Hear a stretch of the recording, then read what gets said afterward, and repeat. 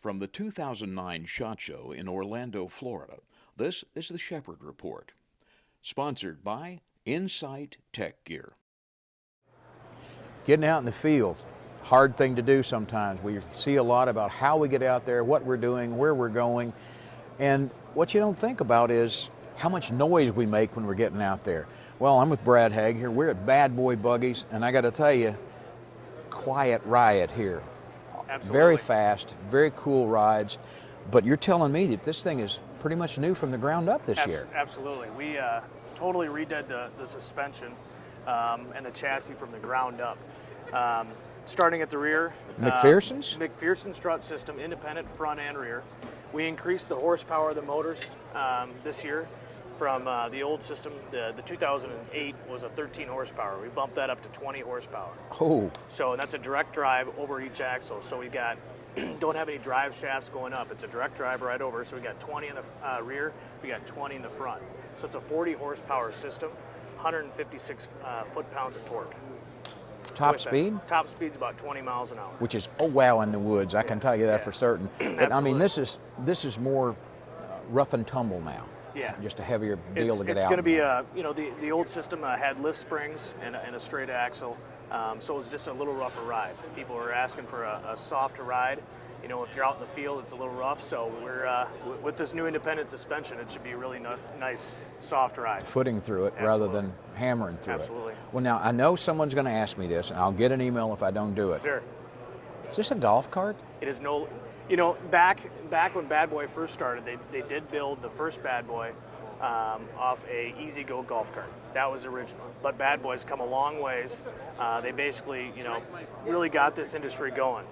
And since then, they started building their own chassis, and again, they did it again this year for the Bad Boy XT is what this one's being called. called. Early on, all we were looking for was something to get out to the trail, and now you're cutting your own trails with this. Exactly. Yeah, this one's really we believe is going to turn the market upside down, and we think we've got a state-of-the-art piece of technology that here with the new motors, the new suspension, and everything else, it really is going to be a nice ride for whether it's somebody going out in the field or somebody using it on a construction site. So it's not just your hunting vehicle, but Well, we got 8 batteries here. What's the battery life on this thing? Between charges or whatever, you have recovery charging or any of that? Sure. We've got a 48-volt system that's in series. And another thing we did with this is we rearranged the batteries. So on the older system, we were looking about 60 to 70% of the weight being in the rear. Now we've got 55% in the rear, 45 in the front. That's going to help with traction and everything else. And again, that goes back to the suspension that we've added as well. For your run time, you're looking at 18 to 28 miles per charge. Okay. And that's in hunting conditions. So if you're on a paved road, you're going to go a little bit further. A little further. And that all varies depending on weight and terrain. As for charge time, you're looking about, from dead to full, you're looking about 8 hours. Okay. And that's just a standard 110 outlet in your well. Now, do you keep these things plugged in when you're not using? Absolutely. Trickle them up? Yep, it's a trickle charger, so you're not going to overcharge.